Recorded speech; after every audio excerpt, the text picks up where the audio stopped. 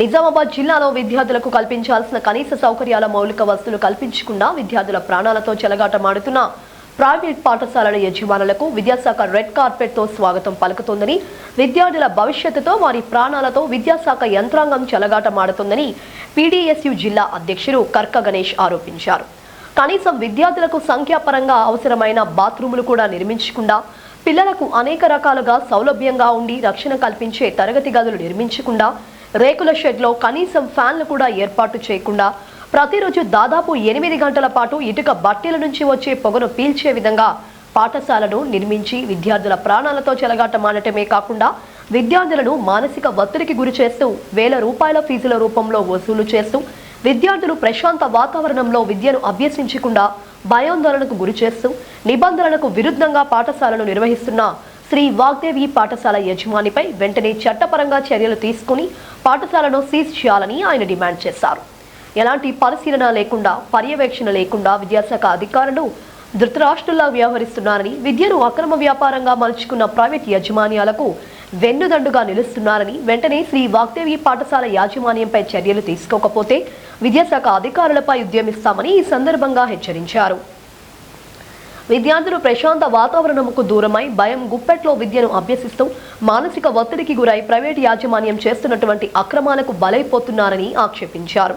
వెంటనే విద్యాశాఖ తగు చర్యలు చేపట్టాలని డిమాండ్ చేశారు.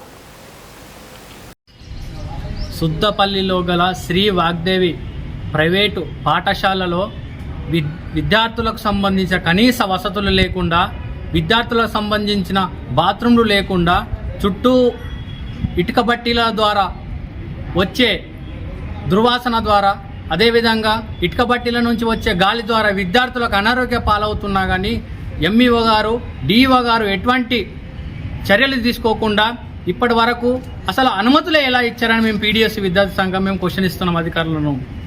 ఇప్పటి వరకు వారిపైన ఎటువంటి చర్యలు తీసుకోకపోవడం సిగ్గుచేటు.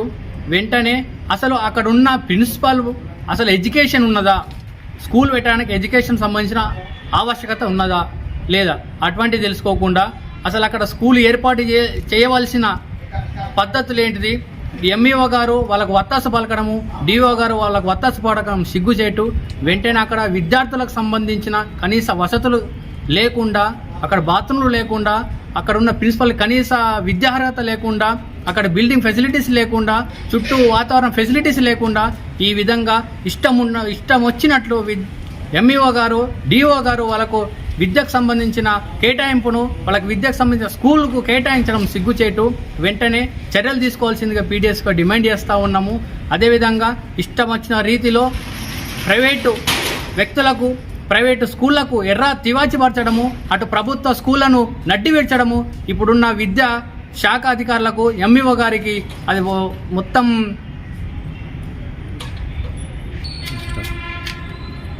ప్రైవేటు స్కూళ్లకు అనుమతులు ఇవ్వడము, అటు ప్రభుత్వ స్కూళ్లకు మొత్తం సమస్యలకు నిలయంగా మారడము, ఆ సమస్యలు పరిష్కరించకపోగా విచ్చలవిడిగా ప్రైవేటు స్కూళ్లకు, పాఠశాలకు అనుమతులు ఇవ్వడం సిగ్గుచేటు.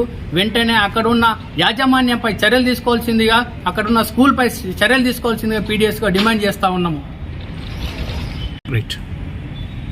ప్రైవేటు పాఠశాలల్లో ఉన్న సమస్యలను పరిష్కరించకపోగా అక్కడ జిల్లా విద్యాశాఖ అధికారి ఇప్పటి వరకు అక్కడ ఉన్న సమస్యలు ఏంటి అని దృష్టికి తీసుకొచ్చిన, ఎంఈఓ గారి దృష్టికి తీసుకొచ్చిన జిల్లా విద్యాశాఖ అధికారి ఇప్పటి వరకు చర్యలు తీసుకోకపోవడం సిగ్గుచేటు.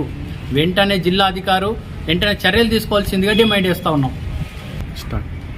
స్కూల్ విద్యార్థులు గల అమ్మాయిలకు ముఖ్యంగా అక్కడ బాత్రూమ్ ఫెసిలిటీస్ లేక తీవ్ర ఇబ్బంది పడుతూ ఉన్నారు. అక్కడ ఉన్నవి 3 బాత్రూంలు, వాటికి డోర్లు లేవు.